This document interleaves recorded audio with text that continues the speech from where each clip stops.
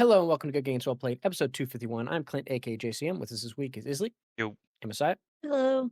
And we have some unfortunate news with the Greedfall developer Spiders has confirmed that they are shutting down and ceasing operations immediately. We heard rumors of this back when the sequel to Greedfall went into early access, and then like shortly after that, Nacon, the who owned Spiders, they filed for insolvency, and attempted to sell Spiders to a different company, but unfortunately they couldn't get anyone. And in a statement, they said, quote, "After a long period without clear answers, we have received confirmation that Spiders is being liquidated. What does it mean? This means the company as a whole no longer exists. We'll cease our functions immediately. The planned DLC, they had some DLC planned for Greedfall, VNacon, and then, well, that's it." So it will release. I'm sorry, I cut those words out. But the planned DLC they had will come out. We're sorry that it's come to this, and we'd like to thank each and every one of you for your support over the years. If you have any questions or run into any issues with your games, please contact Nacon directly, as we'll no longer be able to reply. End quote. So it's unfortunate because I know you played Greedfall and you liked it, and this is kind of like a double A kind of game, and we don't see a whole lot of those. I liked Greedfall. It was like it was rough, to be clear. Like it was a pretty rough game, but I found myself weirdly engrossed by it and wanting it to be polished up for, a sequel or something else. It's a little bit of a bummer. They constantly felt like they just needed a little bit more assistance to kind of like polish their games and make it to the next step. But it honestly, they felt like a studio that had a ton of potential at actually getting there. So it's definitely a bummer. Yeah, and like that you're gonna see that like mid-budget titles where it's like, yeah, sure, they're not gonna be perfect, right? It's like you can't, something's gotta, you can't fix everything unless it's like depending on the scope of your game, right? If you're making like a side scroller, you know, any game, like sure, you could fix a lot of the problems, but if you're making like a game like they were, it's like, okay, it's a big old open, RPG, third person, open world-ish. It's like, yeah, you're gonna probably have some troubles to get them patched. But yeah, it's unfortunate to see that this happened. We'll see what happens with the IP. If it can be, if someone will pick it up, if it'll just kind of go out into the ether now, what's going to happen there? But Greedfall: The Dying World DLC will come out, like I said. So it's a shame that's not for if that was for the first one, because it doesn't say Greedfall 2 DLC, it just says Greedfall DLC. So I guess they had. It's interesting they had post first game DLC content after the second game came out, or at least in early access, I suppose. Not fully launched, but yeah, it's unfortunate to see. But speaking of early access, Subnautica 2 got the early access release date trailer. Came out this week. It's just a CG trailer, nothing, no in-game footage, so you can kind of like skip through it. It was interesting with how many people were in the video. So I'm like, but isn't this only two-player co-op? Like, so I don't know if they're hinting that, oh, maybe there's gonna be a mode later where you can have more people. Uh, but yeah, it's coming out on May 14th, so right around the corner. It'll be in early access on PC and Xbox Series consoles, and it'll cost $30 in the early access window. So I'm looking forward to it. I am curious how much content is going to be there. I mean, from everything that was discussed when they ousted leadership, they made it sound like leadership made it sound like, yeah, we had enough to go live for early access. And I need to go back and see, like, okay, what did Subnautica 1 have in EA and what did Below Zero have in early access? Like, I'd be Below curious to see. Below Zero had quite a bit in early access. It wasn't polished, but they actually had quite a bit. Yeah, I'd imagine like with each follow-up, they would know, like, I mean, in a perfect world, they would be like, "Yo, let's have some more than we did last time." Because like, was the first one, obviously there wasn't a lot of fan base around it because it's the very first one. Releases, whatever. When the follow-up comes out, it's like, okay, we know what people liked about the first one in early access. Let's add a little more. And then now they have Below Zero's, player base. And to go off what they said, and like, okay, let's add a little more. And it's like, okay. It's like you figure you have the fundamentals that don't change from Subnautica from game to game. The only things that are different, like, oh, maybe you have different flora and fauna. It's like, okay, maybe you introduce some of those, maybe not all of them, maybe not all their behaviors are the same, or the plants, this O2 plant is giving you CO2. Oh, that's no good. You know what I mean? Like, some small stuff. But yeah, I don't know if I'll pick it up immediately. I might wait like a week to see there'll probably be like a patch pretty quick, no doubt. But I'll see like, okay, is there enough there? Maybe because you have a laptop, we should be well, you didn't do it for the Sons of the Forest, but I we should I play it. wanna play Subnautica too, but I'm, like, cautious about all of the drama that happened behind the scenes with it, and I'll probably wait, like, a week or 2 to see what people actually say about the game first, and whether it's like "Oh, they've totally fucked up this game," or whether it still seems good. I'm Yeah. just a I little bit more cautious, like, it's not instant buy like it would have been if there was no drama.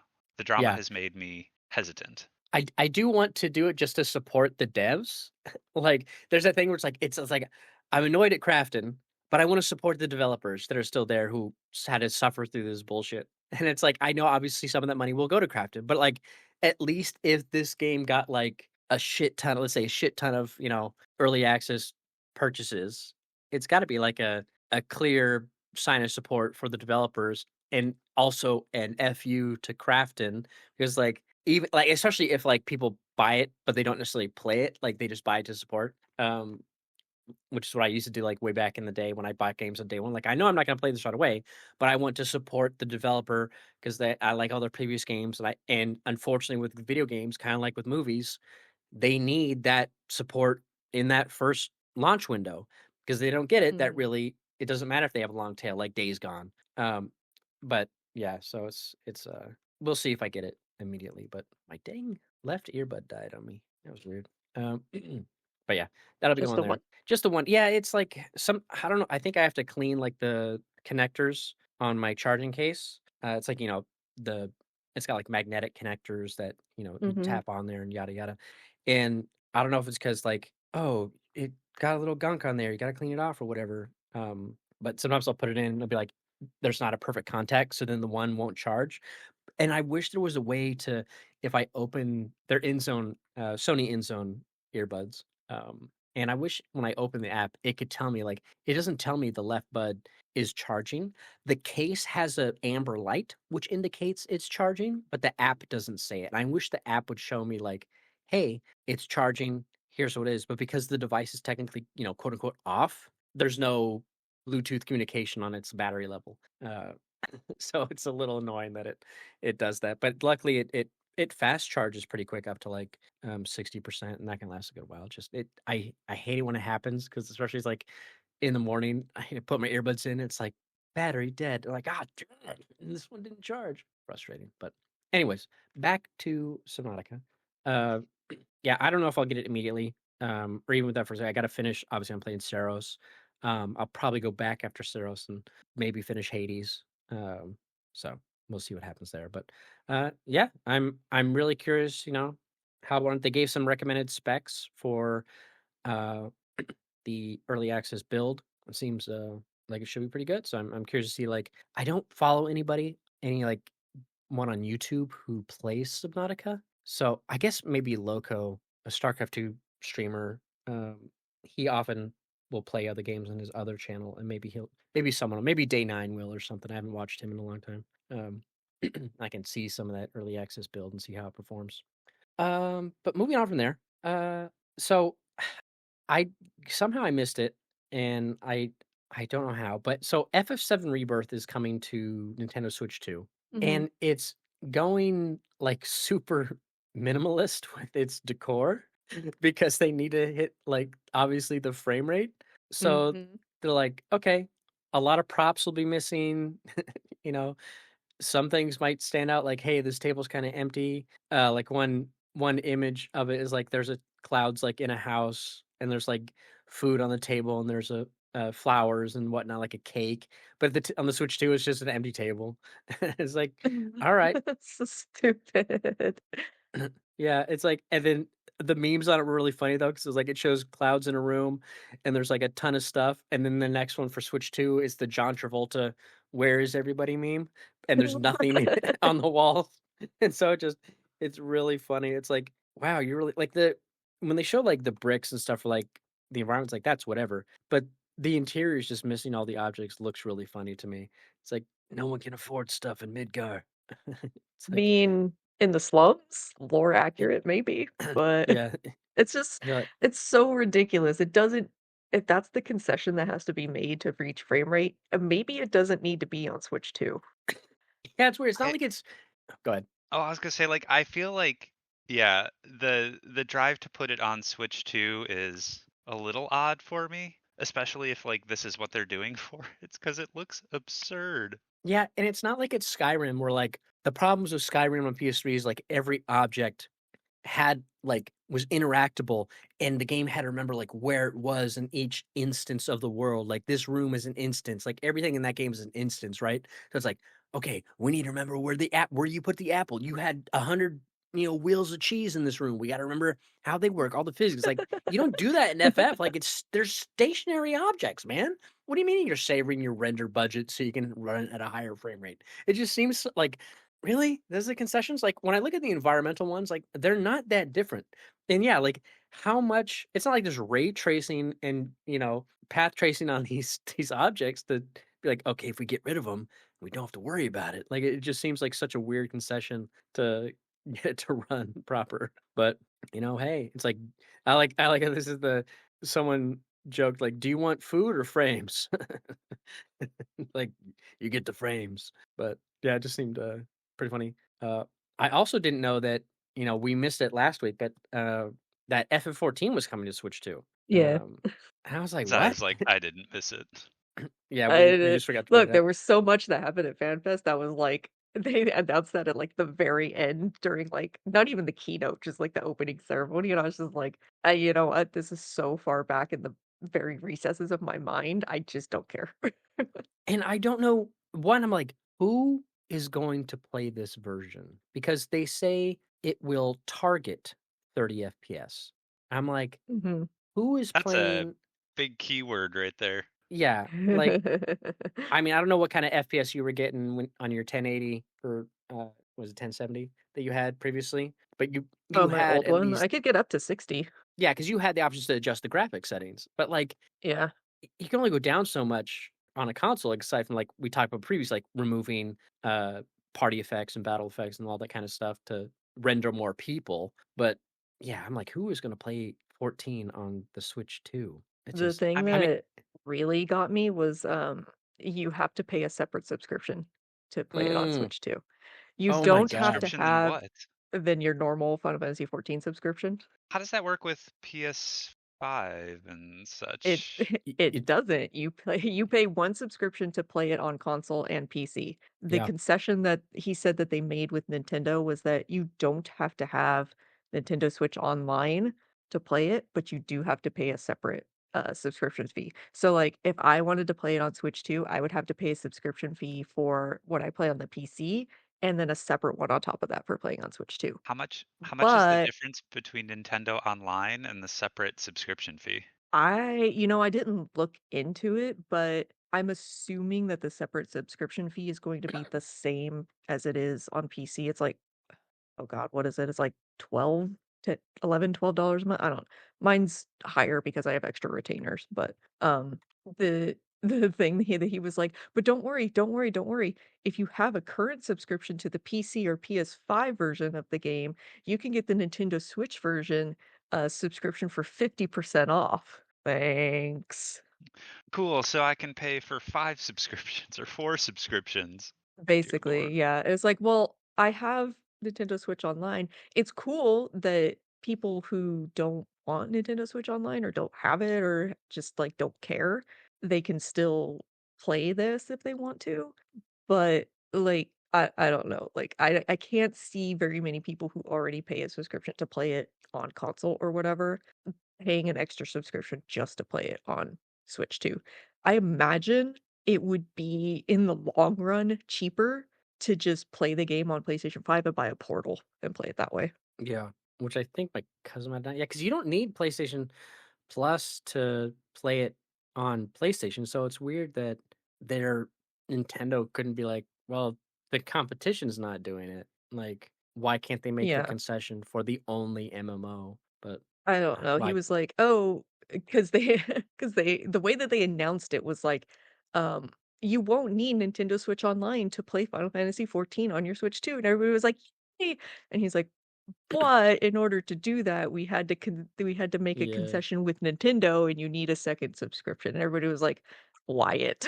Like, yeah, okay, unfortunate. But I mean, for people who only want to play on Switch 2, like maybe it's a way to get people into playing it more casually or whatever. It's like if you only play it on Switch 2 as like a very casual player, fine. Like you pay the subscription and that's what you play it on and everything like that. But then if you like get into the game and you want to play it more seriously, or if you want to play it on your other console or your PC or anything like that, it's like, okay, well now you pay two subscriptions. I feel like that's yeah, always one of the dilemmas, though, of like, is there such a thing as a casual player that's willing to pay like 2 to 3 subscriptions? Because, like, for me, a casual player doesn't want to have to pay 2 or more subscriptions to play a game. They want to just be able to Yeah. drop in and drop out occasionally. The yeah, upside to it, I suppose, is if people want to play it on Switch too, I you can still do like the free trial, make an account and yeah. do the free trial, which now includes hundreds of hours of content. So it's like you would not have to pay a subscription or a dual subscription until you've put in thousands of hours into the game at some point where you're like, okay, now I'm limited in what I can do. I need to actually pay a subscription to keep playing the game. So I The mean, free there's that. the free trial's not time limited, like like 30 No. days. Okay, it's just up No. until the expansion, like a Yeah, certain expansion. Okay, you can play up through the end of the main story of Shadowbringers now, and the only thing it does is it limits your like available interactions. I think you can only have a certain amount of gil. It like caps out. And you can't rich I get think you richer. can't like trade with other people or something like that. So it's like there's like weird restrictions to it that lock like certain parts of the game that make it so that people can't just do free trials and do a bunch of RMT shit. But as far as like gameplay goes, you can do everything in the game that any normal player would be able to do up until the end of the main Shadowbringer story before the patches. So do the free people have like an icon next to their name so you know like you can't trade with them, like because they're No, freeloaders? I've never Like, you seen any can't different trade. icons. I They're think it's just like freeloaders. if you try to trade with them, it just makes an error message or whatever. It's like you can't be my friend. You're in a Sure, free So this trial. person No. sucks. they don't want you to like item No. power level the person. Yeah, That's funny. basically. But it's like I've done a lot of content with people like Shadowbringers content and like well not Shadowbringers now, but we do like, old content and people running around in like Stormblood areas and they're like, "Yeah, I've just been on the free trial for like a year and a half." Oh, Yeah. okay. That's fine, I guess. Yeah. Yeah, I guess, like you said, if it's 50% off for people who already have a subscription, I could see it like, oh, they said they're getting rid of dailies to go to weeklies, uh, Mhm. which is cool. Because if I was playing, like I ain't about that nonsense no more. I got over there pretty quick in 14 originally. But I could see like, oh, you're going on vacation for a week or something. And it's like, oh, well, I could do like just the 50% off to get the subscription on the Switch, download it. I can play it on my Switch too while I'm on vacation if I want, just do some like little bit of stuff, just like it's something there. It's kind of like, paying for Yeah. internet access at a hotel, back in the day or something like that. It's like, okay, yeah, just a little bit of money to, $7 or whatever to be able to play while I'm gone or, do whatever. It's like, okay, I could see that if are already a player and you have a Switch too. Uh, Yeah. but yeah. The other thing from the direct, which we forgot to speak on, is the plans to sunset the PlayStation 4 version. They officially have said now that the plan is when patch 8.3 comes out, which will be around like 2028. So the next expansion will launch on PlayStation 4, but they will only have post-launch content up until 8.3, and then they will Mhm. sunset the PS4 version of the game. End of an PS4 era. limitation. It's funny. The game's been out so long. They've sunsetted they'll have sunset 2 generations of consoles because they did it with the Mhm. PS3, and now they're doing it with the PS4. I They mean, did I it with think Really the it funny. makes sense for an yeah. MMO. It's still just like, wow, that's been a long game. Yeah, We because were like, talking last night and while we were doing maps after the raid with my friends and they were like, "Oh yeah, we were doing like Stormblood content and just for funsies." And he was like, "Oh yeah, Stormblood's like 10 years old right now." And I felt my bones crumble. hmm yeah, yeah, yeah. It'll be gone. He's like, we gotta save it for a PS5. But Yeah. yeah, Or get your Switch 2s. They're the same fucking price. Well, there PS5s you are go. more expensive now, but Yeah. unless you can get like a open box or a used one on a website or something. I was like, the price of those Um, actually went up, so everyone Yeah, that saved, unfortunately. gotta save even more. Uh, uh, moving on. There. So apparently, Atomfall is getting a TV adaptation for whatever reason. I saw this article. Atomfall's, of course, from Rebellion, the Sniper Elite folks. I played it. I played the first DLC for it as well. I like the game. Survival action, first person, kind of open choice on what you do. I really like the game. I thought it was a really good outing for their first time asterisk because I don't know if they've done anything else outside of Sniper Elite that I didn't hear about. But as far as I know, they've only done Sniper Elite, and then this is the first IP they've done since doing that franchise. They've obviously done offshoots of like Sniper Elite, the zombie games, so they have like their own little other branch of the Sniper Elite titles. But Sniper Elite essentially is the game they make. But I really like Atomfall, but it's getting a TV series, which is weird to me because I'm like, yeah, like there's stuff there, I guess, but I don't see how it would be. I guess the mystery would be compelling in a TV show, I suppose. But I'm like, how do you convey the kind of free floating open decision making of the game in a show, right? Like in Fallout, it kind of works because it's like, okay, they'll kind of just shoot their way through. Maybe they'll steal something. They kind of show some of that. There's no real like bartering or whatever, or, like charisma checks in the show, but it's like, okay, a little more open. But like Tilu's got to follow kind of the story. I'm like, I this wonder isn't a how much linear of it, game. though, is just because Fallout's doing well and Atomfall is similar-ish. mhm. Like, is it just a marketing thing of they see how well Fallout's doing and they're like, we could also set a show in like a similar vibe or timeline? I know it's not actually the same timeline, but like a lot of people when they saw Atomfall compared it to Fallout, and I wonder if that's part of the reasoning. I guess maybe, but I'm like, it's not quite like Fallout because it's not post-apocalyptic. It's just like this one area that had a disaster, but people are stuck there. They're in the quarantine, like they can't get out because they can't get any radio signals out because there's like this energy dome created by the disaster of this power plant that exploded. And so it's like, okay, you're trying to figure out how to get out of this place you're stuck at. So I guess you could do something like it could be interesting. It's just like I don't know.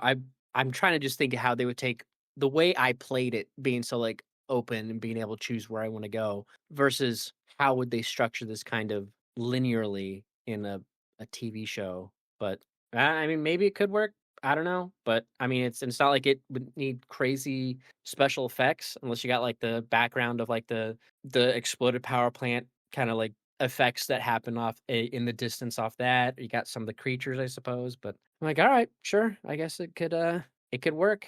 But yeah, it was a interesting announcement that I saw. And then I saw an article I thought was funny that Space Marine 2 has been doing so well that they've officially extended the live support for a third year. I was like, I just like the idea that instead of ending support, it's like the game's still going strong. We'll keep supporting it. Like we'll do more content. I thought that was funny because typically you don't see that. Usually it's like, okay, in a couple years, it's like, okay, we're moving on to the next thing. And we know Space Marine 3 is in the works, but they're still gonna be like, yeah, we'll still do some stuff. We'll keep the momentum going. So I thought that was You pretty guys amusing. like it, therefore we like it. Yeah. Yeah. Uh, As long as you guys keep playing it, we'll keep supporting it. That's how it should be. yeah. But yeah, that's pretty much it for the news. Like I said, not a whole lot of other stuff. There was some goofy stuff with some Battlefield Battle Pass, but another story about a guy hiding inside like a Best Buy so he can get Pokemon cards or whatever. When they were Bruh. closed, some weird Uh, people, man. Dude, that's I hilarious. Pokemon people are just like scalpers out of control, man. Like Mhm. I saw a picture online. It's like someone's like, I guess they're doing a Pokemon collab or something, but it's like not just cards, like lip balm and other stuff as well. And someone took a picture of like all these young guys like standing outside Target trying to, wait in line for it to open so they can get Waiting in line for lip balm. so they can scalp it. Hey, And it's guess what like I just a was bunch of Love doing it. scalpers. yesterday? I know. Yeah. Love it. It's Yeah, but great. you would use it. Like that's the difference. Like Yeah, I bought yeah, the like, Jigglypuff brush because I wanted to use it. Yeah, there was like we had to wait like 45 minutes to actually get in and buy anything, and there was like a lot of well, I mean, Pokemon fans who can afford these things are in their 30s, but there were a lot of like dudes hanging around and people just like we weren't waiting outside the Target, we were waiting inside the Target in like the entertainment section, and I was like, I don't want to wait in line with all of these people, Yeah, so I'm gonna go you in the get stationery section. you're getting that association by osmosis. You're like, I don't want that. I'm not one of these. I'm a legit fan. Name 3 Pokemon. I got you. I But like lip balm. yeah, but yeah, that shit's wild. But yeah, that's pretty much it for the news. Like I said, some unfortunate stuff with layoffs, but some exciting stuff with early access. I did see the other part of the early access. I didn't tag on was like there was another developer that they had a game that was going to go in early access like that same time, but when Subnautica announced it, they pushed their early access like their release window like 3 weeks because they don't want to get in the way. It's kind of like when Silk Song just surprise dropped, and then other games are like, "Oh, damn it! Now my game that's $40 is gonna get hurt." And it's like I get it, Hmm. but I do think it's funny that you're moving out of the way of Subnautica in early access. But I guess it's I mean I don't know how many wish lists it has on Steam, but probably a lot. But yeah. All right. Well, go ahead and move on from there. We'll go ahead and start with you, Zaya. And I know you're still playing 14. Did the Hmm. when was the update supposed to come out? The kind of bridging patch It did was that on happen? Yeah, it was on the 28th, 20th. last Okay. Okay. Tuesday. Well, this previous Tuesday is when it came Yeah. out, and yeah, they had like the first half of the MSQ that's going to set up for Evercold, which I know that there's going to be more updates, but I was just like, there's like 5 quests, and then it got so good, I was just like, I'm so disappointed. I want to keep playing it. But they did add the last of the Vanadil raid, which is what we did last night with my friends. Mhm. That was very, very good. Yeah, is that you said they did less, so was that part of the release, was the final I didn't realize that was still going on, the Vanadil crossover stuff. Mhm. Yeah, Okay, usually when they do the alliance raids, they release the next like tier of it. There's usually 3 tiers. There's 3 raids in the series, and they'll release one like either every other patch or like mid-patch sometimes. Mhm, So this was like the final 3rd tier. So they had Juno, Sandoria, and then uh Windurst were the first, second, and third walks. So the first, second, and third tiers of the alliance raid. And mhm. the 3rd raid, once you finish that, it like finishes out the story for that quest chain. So that's all like done now, basically. Oh, okay. Yeah, I for some reason in my head, like, that was it's already happened, like, 'cause I remember when that first came out and I was watching you run around Juno, Hmm. and then you're doing, like, one of the fights against the Archangels, and, in my head, I'm like, "It's all been done." I didn't realize it was still going. Yeah. So that was like the first one, and then the second one was the Sandorian raid, where we fight like Kamlanal and his stupid brother. I can't remember his name right now. Yu-Gi-Oh brother, whatever. Mhm, Um, and then the 3rd raid, yeah, was the final part of it with going through Windurst initially. I don't know why they named it specifically like first, second, and third walk, like Juno, Sandori, and Windurst, because those are only the first areas that you go in the game, which I guess is like okay, but you end up going through like 3 or 4 different areas, sometimes 5. So. yeah. That's cool. Yeah, I watched a little bit of what you were playing the other night, but it, I tuned in when everyone's kind of like standing around, and then you guys were Mhm. flying around somewhere. Where were you in that part where it looked like it was a tree? Was that like Boyata tree or something? Like it was like kind of a dark. Uh, There's like vines everywhere, like black. But you were flying, and then you said something like, "How do you get aggro? You should be flying. You're on an airship." Uh, oh, no, that's the area outside of Mammouk. That's was a Dawn Trail area. That's where the oh, raid okay. takes place. That's Eh, like where the oh, okay. entrance is and where you go into Juneau. Yeah. So that's Okay. like I was just a like, this normal doesn't look area. anything like 11. I was like, where is this? This is a weird reimaginism, but Yeah, okay. the only area that you can freely go into regarding that raid is Lower Juneau. So you can go in there and there's like the NPCs and everything in there that you could talk to. But the other 11 related areas are all within the raids. Oh, okay. Did you guys complete it last night? Yeah.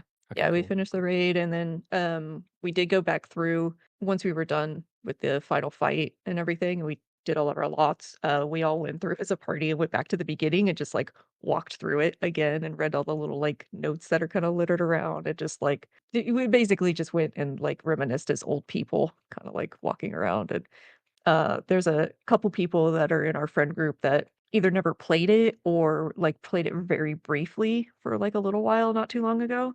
So we were like explaining to them the horrors of Besieged and it's screaming about having to farm Alexandrite and everything like that because there's a Nisel Isle area in there and it was just very fun. Yeah, that's cool. Yeah, this sounds like, man, I kind of wish it would have been cool if they had that crossover like much earlier in the game's life cycle. Like, I'm surprised it kind of took so long to, I guess, do the crossover. But Yeah, well, I imagined they would do it a lot sooner, I guess, to like draw people in. But at the same time, the way that they did it now, tying into what's happening in the MSQ, it makes a lot more sense. So I don't know if they necessarily knew that it was going to go in that direction and they had already planned it to take that long and to like tie it in this way, or if it just happened to be like, okay, we're ready to do this collaboration now. It's like all of the legal things are done, everything's designed and approved and everything. Oh, well, the story has now taken this turn. We can now weave it in that way. So I don't know what kind of the development process with it is. If it's been like that from like the beginning, they knew that the story was going to go in this direction and they were going to weave it in this way, that's fucking incredible because the way that they wove it in is fucking phenomenal. And I was just like, at the end of the raid, I was just like, I'm actually having a bad time. I'm going to go sit in the corner for a little while and contemplate what's happening right now. yeah, and I guess it's true. Like, A Realm Reborn was like in the window of time that I was playing it. It's like, okay, you probably way more focused on we got stories to tell here. We don't need to do this little. It probably would have seemed more like fan servicey if they did it Hmm. much earlier on versus like, okay, now we've done a lot of MSQ stuff for the game. Now we're in the era of crossover. You know, they have like near Automata and whatnot, and FF. They have some FF7 stuff, but it's like, okay, now we can come up with a raid idea for 11. But yeah, it would have been fun if it was back in the day though. I would have liked to check that stuff out. But play anything else or just 14? A little bit of Honkai Star Rail, but I mean, these are the things that I just constantly play, so I don't have anything Yeah. really like new that I'm playing. I'm kind of just enjoying 14 on my shiny new toy and how pretty and well it runs, and the cutscenes look so nice with the actual depth of field now, and You mean the Switch too? uh, yeah, my Switch too. But I do want to get something to like really test the limit of the laptop because when I'm running 14, even when I'm running through RAID with all the effects and everything, it's still like not even using half of its resources. And even when I had OBS open and like streaming and everything, it was running like flawlessly. So I'm like, what can I get to actually make this computer upset? So I need to find something that is very big and shiny that I can try playing on it. Mhm. Yep. Theros. Uh, yeah. What have you been playing? Is I know you said in Discord that you did not pick up Saros. I did Or pick up Saros. I just you just haven't started started playing it. it yet because I got like 80% of the way through Hades and I was just like, I'm just gonna finish it. Which I figured would happen because of who I am as a human being.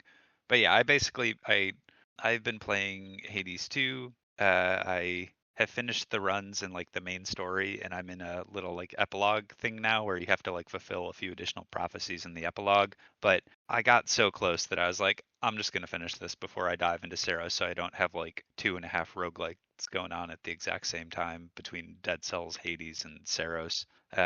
So I'll probably finish Hades 2 this weekend and like pick up or not pick up, but like start playing Saros probably pretty soon. I would imagine start of next week I'll be diving into Saros. Yeah. So Kind of same are you? comments on Hades too. I mean, it's Yeah, okay. I was gonna say, has your mind changed since now you're doing this? But like now it feels like it's work if you're grinding for the completion when you didn't like it last week.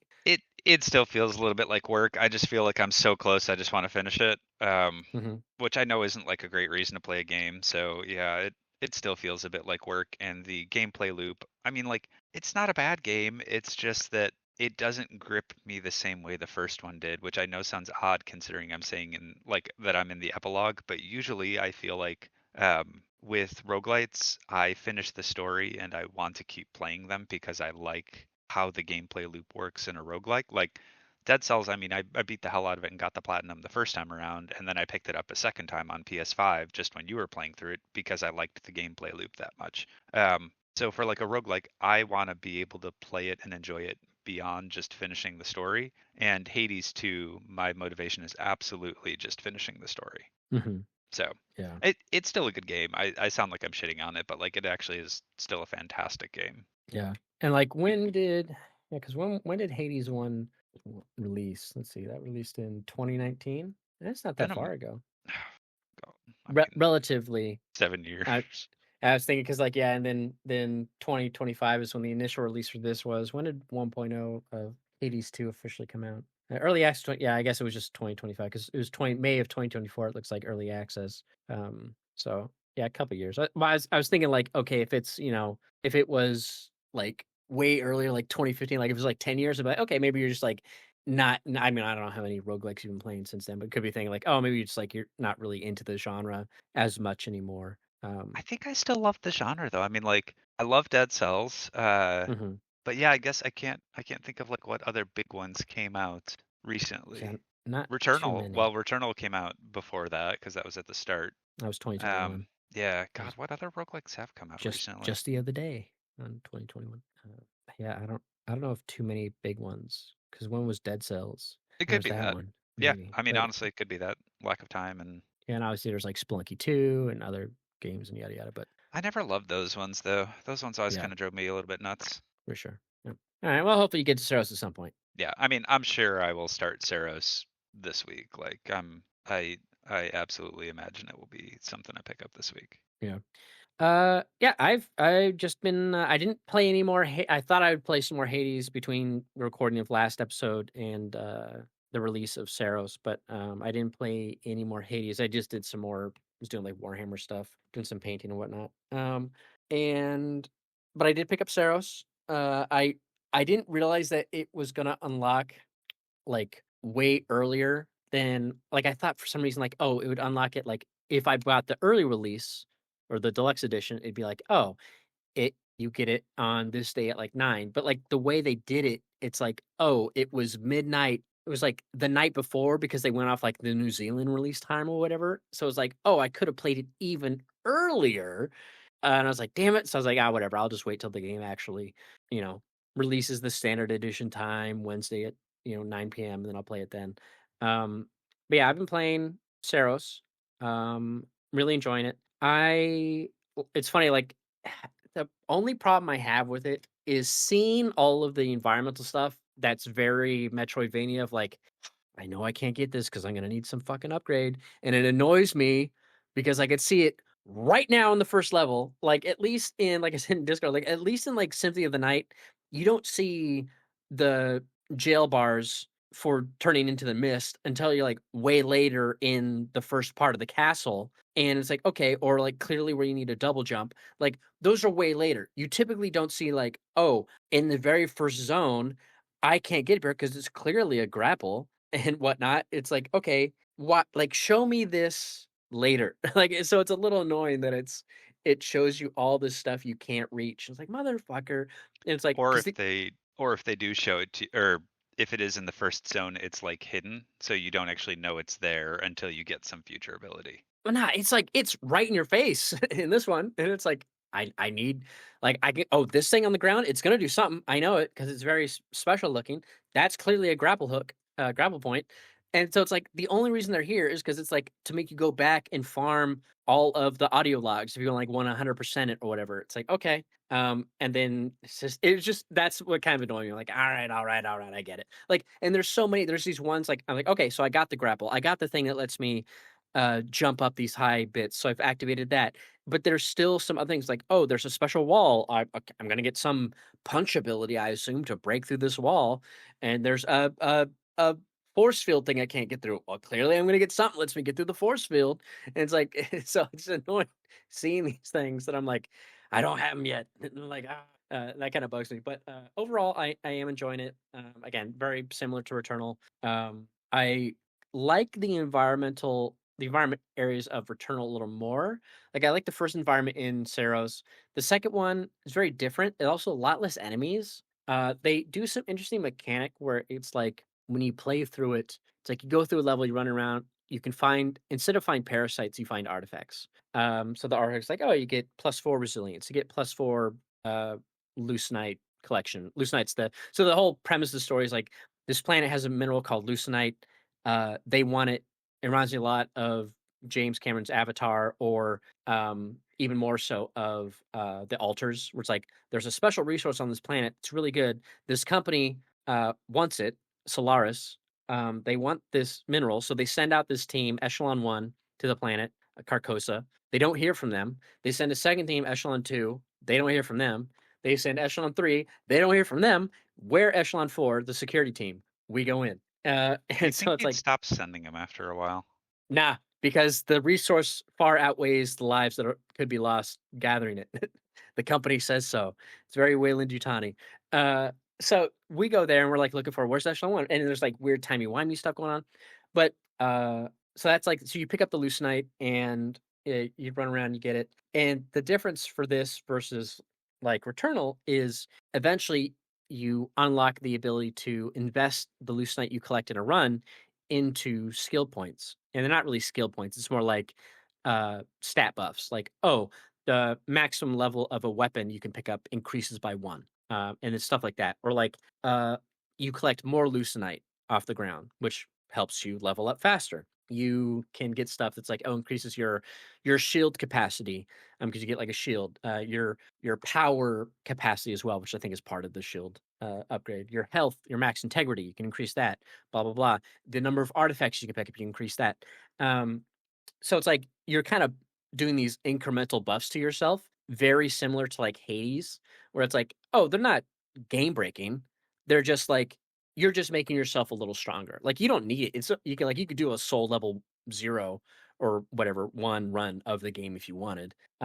It would be kind of annoying, I'd imagine, but you could. But it's like, okay, it's that's the mechanic. So you go, and when you die, you lose like 50% of what you collected if you died. If you make it to the boss, you keep everything. So it's like, okay, if you die, you can spend some resources, kind of make yourself a little stronger, a little stronger. Okay, that's nice, fun mechanic. Then eventually they have the artifacts you pick up, which are the game's version of the parasites, but the parasites always had a negative aspect to them in Returnal. So it's like the trade-off. Do you want the buff plus the negative? And they do have that. So at some point in the level, you run through the level and you find like this altar. And when you interact with the altar, it triggers the eclipse, which is like the world kind of like resetting mechanic in the game where it's like, okay, you trigger the eclipse, enemies are stronger, there's more Lucenite, but now every artifact you pick up has a debuff. So it's like, oh, you can get more integrity, but you take fall damage if you fall from too high.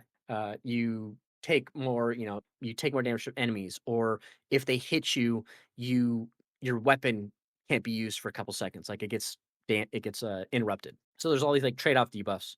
And it's like, okay, so it's like that's where the parasite mechanic kind of comes in, is in that portion of the game when you trigger the eclipse. So that's fun. You go through, do that. It was funny, like the first boss, I got to the first boss, and it's interesting, like the first boss, like you find the gate to the boss once you get there eventually, but it's like you can't open the gate. So it's like, okay, figure out how to open the gate. So you run through the rest of the level, you figure it out, you open the gate, you go back, you fight the boss. If you die, you go back, you have to run through the randomized first part of the level, trigger the eclipse, and then you can go to where the boss gate is, and you can just go right through the boss gate because you've already opened the gate previously. But then later, there's on the second boss in the world, they're saying like, oh, there's another gate.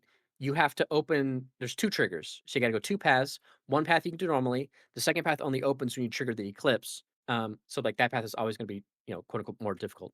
So you go down that path, you open the gate, and then I went and fought the boss. I died. And I thought like, oh, just like the first boss, it'll be, I just have to get back to that gate and then I could do it. It's like, no, in this one, you have to re-trigger the things again. Same thing happened in the next boss where it's like, oh, I have to activate an elevator.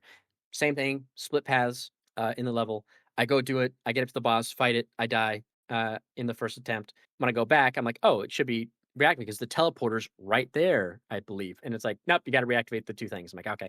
And I kind of get why they do that because it's like you get to those bosses really quick on the run back. So it's kind of like run through and level yourself up a bit, like get better weapons, upgrade your integrity. It's like, okay, I suppose, but like I kind of like the idea of just being able to run in there because what's interesting about this is unlike Returnal, when you die or you go back, or let's just say when you die, not even go back. When you die, you keep the gun you had at the end of that run, but the gun's power levels like drop down to, level 3 or whatever.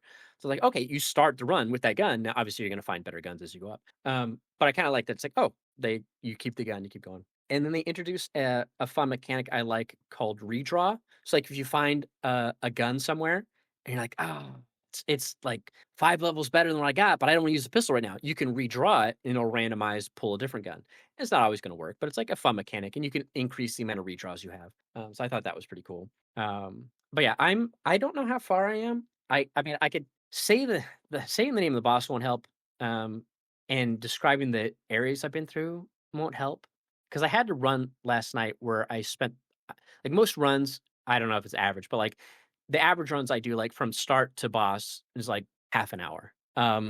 If I run around and go through all the side paths, do all that and everything, and it's like, oh, that run was 27 minutes, blah blah blah. But I had to run last night where it was like I spent like a little over an hour doing the run. But I went to like a couple biomes, and so I don't know where I think if I had to guess, I think it's probably 50% once I get past the area or once I get to the area past this boss I'm at least story wise, I think that's where I am. But yeah, I like what they're doing. They introduce this other mechanic that is interesting where you can do world modifiers through the AI, like the corporate AI called primary that you set up, which is like they're in charge of the team that's there. Even though there's like you have a captain who's played by the same actress who plays Celine in Returnal, so it's fun to have her back. But she looks character's modeled after her, not like Celine. So it's not like another game in the Returnal universe, not connected in that way. But you can set modifiers in the world, and but there's no like plus or minus to do it. Like typically in games, like if you make a game easier for yourself, it's You like get you less get less rewards or something. less rewards. Yeah. If you make it harder, you get more. It isn't. It's just strictly there to be there. Like you don't have to interact with it all. There's no cons, plus or minuses.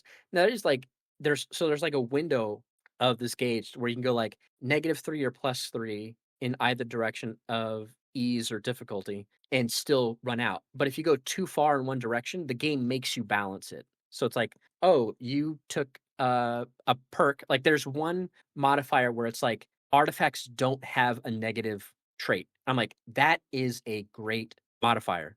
Because then it's like there's one level I was in where like you make it the eclipse from the start, so every artifact is going to have a negative trait. And I've had like some where it's like when I was fighting like the second boss, I had or sorry, the first boss on like I was gonna beat him the second time, or I would have, but I had a negative artifact that made my dash have a cooldown. I was like, no, so it made dodging really difficult. So like I lost because of that negative trait. So I was like, I'm never picking it up again. But I could do the artifacts don't have a negative, but it costs 4 points. So it puts me into the negative. It's like, oh, I can't save this world state. I have to do a bad trait to balance it out. So I was like, okay. So I find one. I was like, oh, I'll just pick this one. And there's traits like you can make yourself do more damage in like 3 different tiers. But again, you have to balance it with something. So I think it's a interesting mechanic. But I don't. What I'm curious is I don't have every buff and debuff unlocked. So right now it's like, okay, well, some of the debuffs are really bad. Like I had one right. I was like, oh, so there's a damage type called corruption, where if you get corrupted, if you take corrupted damage, your max HP goes down. Kind of like Dark Souls, when you die, you keep losing max HP. So it's like, okay, your maximum HP keeps going down, and you could see it on your health bar. It's got this yellow indicator showing it. And the only way to clear it is to use this charge attack you unlock early game, where you like you absorb the energy from the enemies with your shield and blast them, and that like gets rid of some of your corruption. So it's a fun little mechanic of like, okay, you can get corrupted, but you can also clear it. Clearing it doesn't give your HP back, but you can clear it. So that's like a fun little mechanic. I like what they do with the absorb blue damage with your shield, and they have some other stuff to interact with the bullet hell mechanics. I think it's really fun, makes it a little more way more interactive than it was in Returnal. Like I just got a new mechanic unlocked last night that even expands the bullet hell nature of the game, and you don't have to do it, but it's like it's just an additional layer of to the combat you can do. So I really like that. I was like, okay, that's cool. I'm curious what else they'll do. How do you Um, like the weapons so far? Because I feel like the main critique I keep hearing from this is the weapons aren't as varied or like creative as they were in Returnal, and that people are like semi annoyed that the weapon basically just that they're not as fun. I mean, I love the shotguns in this game. Like, I'm not a shotgun person in most video games unless it's like I have to use one or it's a secondary and I'm in like close quarters.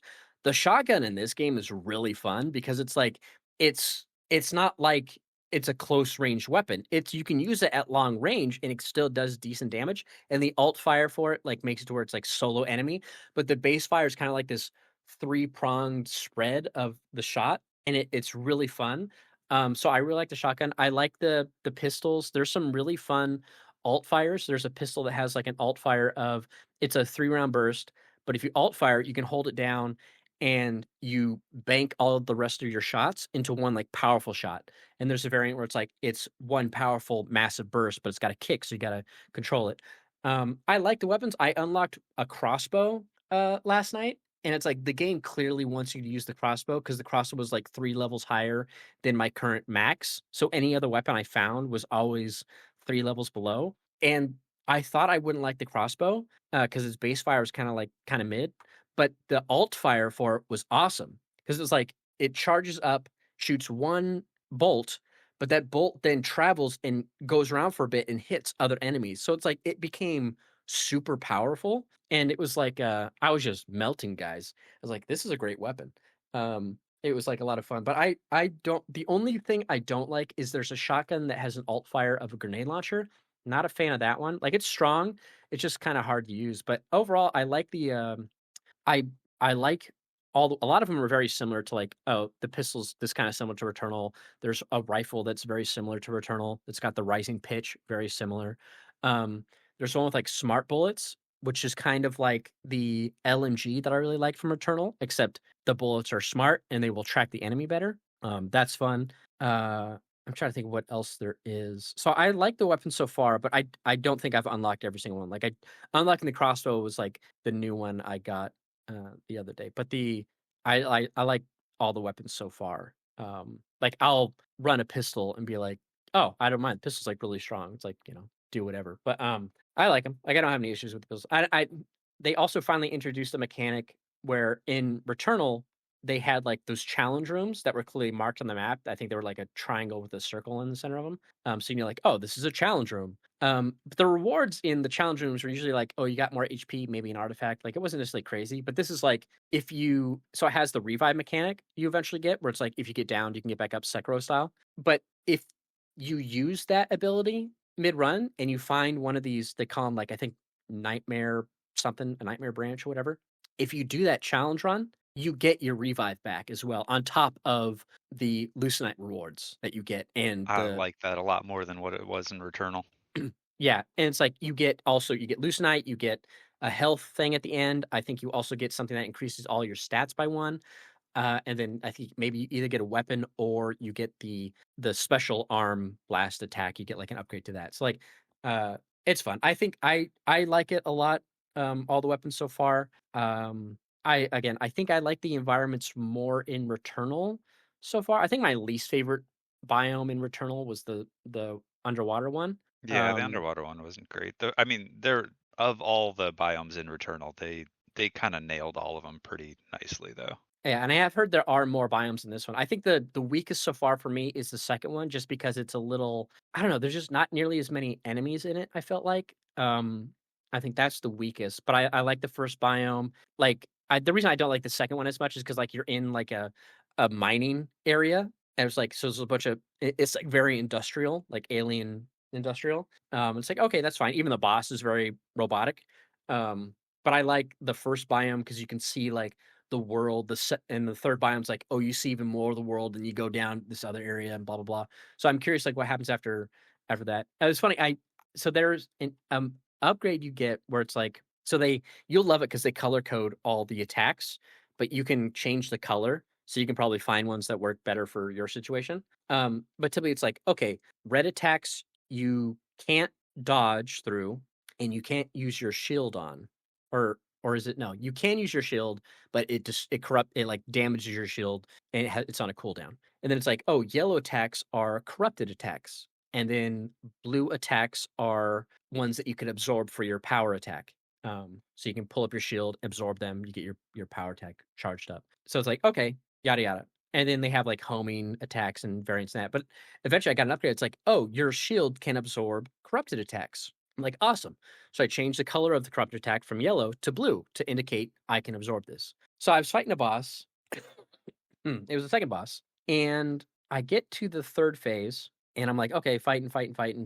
Doing fine in my head. And then all of a sudden I'm like, I'm taking damage. I'm like, how am I taking damage? And I die. And I'm like, oh, so I record it. I go back and I watch it. And I'm like, rewind it, trying to figure out like what's hurting me. I'm like, okay, I'm getting damage on doing this. My shield's up. So I go back into the perk and it's like, yeah, your shield can absorb it. It doesn't negate the corruption that you take. I was like, God damn it. I was like, so I didn't realize I didn't read it all the way. So I was like, oh, this is great. I can just use this. Like, no, I'm still taking corruption, but I didn't notice because I went into the boss with less than half health. So every time in the first two phases I was taking corruption, I was also firing my power weapon to clear that corruption. And I never noticed it go past my current HP. So like I wasn't aware that that's what was happening until the very end when I couldn't dodge a bunch of it. And then it was like I was just absorbing it, taking a bunch of corruption. Corruption was eating away at my health, and I died. I was like, oh, that's on me. I did not read it. But annoying because like I could have beat that boss on the third attempt. But yeah, Do it's you have an initial impression on whether you like this game more or less than Returnal? Because if I recall, you loved Returnal. I feel like I know I loved Returnal a lot, but like I feel like you also really enjoyed it. I mean, I'm not done. I liked Returnal more because at the time because it's like it's also just one person. It's like just Celine, her story, yada yada. And this is interesting because like there's people at your base, like some other folks from Echelon 4. And it's like you can talk to them, and then there's like you're also trying to figure out like what happened to the other people. There's the weird time stuff that happens. Like you find a camp for Echelon 2 or Echelon 3 maybe, and you find like their primary's data core, and like you bring it back to the people, and like they read it, like it says it's like centuries old and blah blah blah. Like it's been a while since they've had an entry, but they left like a month before we did. And then so it's like just confusion, and there's like people are going crazy, so the planet is messing with people. It's messing with your suit, what has its own like onboard AI, but because you integrated yourself with the alien blast tech, it's like it's also corrupted your suit. So anytime there's the eclipse, your suits be saying some shit that's like, you got what's going on with the suit? Man, it's going kind of crazy. So it's like there's stuff going on that's interesting, wondering what the hell's happening. Like the main character, they have their own reasons for coming. Like they're looking for someone. Of It was part course. of Echelon 1. Yeah, Yeah, and of but course. it's interesting. I ran into a character and yeah, well, you probably won't, but like I ran into a character who's part of Echelon 2, but they're like an exec character. So like I helped them out. They give me some tech. And it's like I go back in primary is like, oh, you ran into so and so. Executive is like, the primary is like, how did you get this technology? It's top secret or something like that. And it's like, oh, I helped out so and so. They gave it to me. It's like, oh well, then it's approved. And like, do you want me to bring them back to the base? And like, no, their authority exceeds mine. So it's like, okay, what's going on here? Like, what does this guy know that no one else does? But yeah, there's some so I'm curious like what's going on there. And I'm not done with the story enough to be like once I completed like the gameplay loop of Returnal was fun, and I like the gameplay loop of this, but I'll have to wait till I finish it to like see like the full Do picture of the story. do the environments in Saros change? So Returnal did that thing where it's like you made it to the Hmm. halfway point and then the environments all kind of changed in a weird way. Has Saros like does it do anything like that or anything similar with like changing environments? Yeah. Like each biome is like each level you go through. Like the first one's like Shattered Hive or whatever. Like it's very uh like you're going through a bunch of like ruins essentially, and like the second one, like I said, is very industrial. You're underground, like a mining But I mean like biome. in Returnal you made it like halfway through the game and the initial environments all became like weird and corrupted because of like the timey-wimey stuff. Oh, like if you went back and revisited them. Yeah. Uh, I mean, Because I I assume you don't play through the initial environments every run through, right? Like you don't just know. move on. Oh, you don't. No, so every time you unlock the next area, you unlock like a teleport. So you go back to your base, and then you can go up to primary and you can see like, hey, activate the teleportation to this zone, and Do then you you teleport start directly to weaker that zone. then? I mean, you start just the same as every one. There's no need to run through to go back and run through. That's Like what I because in meant. Returnal, they make you don't have to fight all the bosses. You can just like take the shortcut to the next area, right? If you do that in this, you have to fight. Like I ran to the first zone last night just because I had two of the upgrade traversal upgrades. So it's like, okay, I want to get some of the audio logs that I'm missing. Let's go back and do a quick run. But you get to the boss and you fight the boss again. But there's like no need to do that. I could just go straight to the next biome. Like unless you're collecting the stuff, there's no need to go back and rerun through one biome to get to the next. Which is nice because then it's like again, then the runs are just like the half hour. It's like okay, I do the half hour run, get to the boss, That and is nice, but it does make that Metroidvania aspect you described at the start weirder. yeah. Like, I thought you would run through each zone every time, which then the Metroidvania aspect is like, okay, it might be a little annoying, but maybe like helps in the long run. But if you're not running through each zone each time, that does make the Metroidvania aspect strange. But it's also like I get it in Returnal because there wasn't nearly as many opportunities to upgrade, I suppose. But because the way they do it in here, it's like, okay, now they just added more opportunities to upgrade yourself through the run that they don't need it. So it's like, okay, let's consolidate that down time wise. So you're not running through biome 1 and 2 to get to 3 to fight the boss. It's like just go to 3. We'll give you more opportunities more chests to open essentially, and whatnot to do it. So I do like that. Not that I didn't like just because I like now you can obviously quit your run mid thing and it'll save you there, which is good. But I like just being kind of like go to that biome and just keep doing it.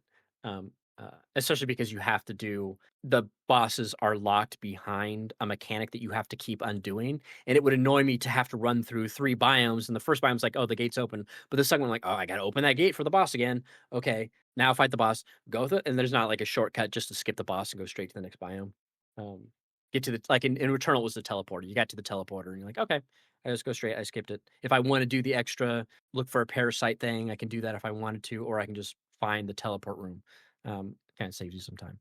So I prefer that just because I have also less time to game. So it's Cool. I like that. But yeah, I'm really enjoying it. Like I said, I like the fact they have the upgrade system. It's just a fun way to kind of buff yourself a little bit. So then every run doesn't feel like nothing was accomplished, especially once you stop finding like new weapons or you're not finding something new every time you go out, except for like audio logs and whatnot. But it's like in Returnal, it's like okay, it was mainly just story every time he died. Now, the one thing that is a little funny is like I had some runs that were like, oh, I beat the boss, I go in the next run, I do something, I run into someone from one of the old echelons, major story bit, like, oh, you're alive, what's going on? Oh, this guy's crazy, and then it's like I do something else, or I had that run where I ran for like an hour, and then I go back, and it's like now I have all these conversations banked up with all the people back at base. So when I talk to them, it's like, oh, we're talking about something from like the last couple biomes or whatever, because I haven't talked to him a bit. So now it's like queued up all those interactions. And I'm like, that's a little not as streamlined. Maybe it is if you die a lot, I guess. But like, Die or more, talk to people more frequently. yeah. So it's like, okay, but luckily you can just stand there and it like puts a conversation bubble on the mini map. So like you could talk to them. And then it just goes back to a person icon when they don't have anything else to say. But yeah, I'm really enjoying it. I'm looking forward to playing more of it. I think it's a lot of fun. I was gonna stream it, but I was like, I just haven't streamed yet. He's become like a night pooper for whatever reason. So like I keep getting interrupted. I gotta go pee. Hey, can you float me to bed? Hey, I gotta go pee again. I gotta go poop. Okay, well call me when you're done pooping. Okay. And I was like, I just don't want to have to keep getting up and everything. I'm like, all right. But yeah, it's I look forward to playing more of it. It's just I'm having a lot of fun with it. And yeah, I'm curious like where the story goes. And I'm curious how much more like I thought I had an idea of stuff based on UI things, but I was like, it's gotta be Turtle kind of pulled the rug out from under you. Um, Yeah, but there's also ever since Expedition 33 pulling the UI trick on everyone, you gotta be on the lookout for that. yeah, I'm just curious, like, okay, there's gotta be something here, but I'm like also wondering like what else story wise gonna happen. And it was like clearly I could see like I don't have enough I could see unless the game's lying to me, I could see I have more upgrade slots of like stuff I can do to like traverse. So I'm assuming there'll be like another I'm almost at like 50% and there's gonna be more. but we'll see. But yeah, it's I'm really enjoying it. Combat's a lot of fun. I had like a really challenging fight against some big enemies that are like they're like mini bosses you have to fight stuff. It's funny when I get like a trophy. I'm like, what I get a trophy for? And I check it, and it's like, oh, kill 5 guys with one thing, and when you do this, or oh, I got a trophy for die 3 times in one run because I died once. Then I found the tree, or I found the thing that lets me do the challenge run. Got the challenge run done. Got my revive back. Died again later. Revived, and then I died a 3rd time, and then so I got a trophy for it. And I'm like, oh, that's cool. There's like a trophy for dying so many times in a run. And it's interesting, like in Returnal, they had like all the extra lore stuff that you couldn't read until like you collected a certain percentage of stuff in an area. Like it would be like, secret text that would unlock. This has it where it's like, oh, there's a bunch of secret text. And I thought it was gonna be the same thing. Like, oh, I killed this enemy until I get 100% on the enemy. It gives me all the secret text becomes unveiled. But instead, it's like, no, it's when there's an eclipse, then you can read all your data logs, and it says like all the hidden text in the eclipse, because that's like when the crazy shit's going down. But yeah, I'm enjoying it. It's a lot of fun. It's funny, like I saw something in the environment. I was like, oh, that's weird, like some kind of ghosting thing. And that was like a good, but then I saw it later. I'm like, God damn it, this is just another traversal thing that's locked behind something that I don't have yet. I got really annoyed because I started noticing it in other spots. It's like, God damn it, I can't get to that audio log because it's up there, and I clearly need this thing I don't have unlocked. So I'm like, I'm gonna have to go back, and if I want 100%, I have to run through these areas. Hopefully, the randomization of the levels isn't as crazy. It wasn't like Returnal when you're looking for those glyphs. It's like, I didn't find the glyph yet. I didn't find the sun piece I need because it's not in this run. I gotta do it again. So hopefully it's a little easier than that. But I'm having fun with it. It's good times. But yeah. All right. Well, that's all I got. I don't have any other notes. That's pretty much it. I did have a thing where, like, when I was playing, that part when I was talking about going back and watching the video to see how I died. I was leaning in really close to my screen because I'm like, I'm trying to look and see, like, look at my life bar and see like when I'm getting hit and watching it. And then all of a sudden, you know how you get like floaters in your eyes sometime? I had like a floater, but it was like those old candy canes outside like barbershops. Yeah, The that's what your floater looked like. It was like that, but like a rave colored, like red and blue, like flashing, and like my vision was, it was like annoying my vision. I'm like, I gotta stop. And I was like, this is really annoying. And I thought it was because I was so close, and it was like maybe some HDR thing or something. I'm like, okay, took a break, walked around, tried to figure out what's going on. But then it happened later again. It's like, oh, it could be some weird eye thing I gotta deal with. I mean, I gotta go to make an appointment with the eye doctor, figure out what's going on there. But I thought it was from the game for a second. I was like, what the? It's like, oh no, I'm getting I'm going crazy just like the characters in the game. This damn eclipse, man, it's getting to me. But Dude, I feel like one of the most frustrating things going to the eye doctor recently was like learning that floaters never go away. And once you start getting them, they just like float in your eyeball forever. And I was like, they don't just like break down or like anything like that. They're just there forever. And the doctor's like, yep, they're in the fluid, right? So it's like they just chill there forever. Yeah, because I was looking up, I was like, well, what is this? And it said like something about where like when the fluid in the retina or something like starts to detach from this thing, like it can cause this or blah blah blah. It's like if it happens a lot, you should get it medically taken care of or whatever. I'm like, all right, well, it happened twice. I was like, if it happens again, I'll make a major appointment, because it was one of those things where like I couldn't just like close my eye because like it would still obviously be there because it's in my eye. And it was just like You tried really to blink it away, but it's just like stuck.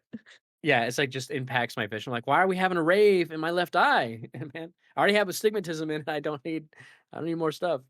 But yeah, it's I thought it was from the game. I was like, oh no, it's like HDR burn in on my eyeball. I'm staring at the damn game. But yeah, fun game. Anyways, all right, well, we'll go ahead and call it there. Hopefully you play some Saros this week, and then we can talk about it a lot. Your thoughts on it. Hopefully if you get done with Hades too. So But yeah. close. I just have to do like a few more things, but like so close. I really hope it's not going to be one of those things where I say I'm so close and then it turns out it's actually like I've got a shit ton more to do still. Right, yeah. You're only halfway through the game. Yeah, like pulls an upset on me. Hope not. Yeah, you got 50% I actually more want to game. play Saros. Yeah, just gotta take a break. Just play every day. Play a different one. If I take a break though, I'm never going back. Like that's the challenge. Hide the trophies. Easy. Truly. But But I'm uh, just not the type of person who, like, if it's a game that I don't super love, if I take a break from it, it goes down forever. Even if I'm like, I'll just come back and finish it in a month, won't happen. Just won't Yeah. happen. yeah, definitely. All right. Well, we'll go ahead and call it there. So thank you all tuning listening. Thank you, Izzy. Thank you, Sai, for joining. Yep. Mm-hmm. And we'll see you all next time. Later.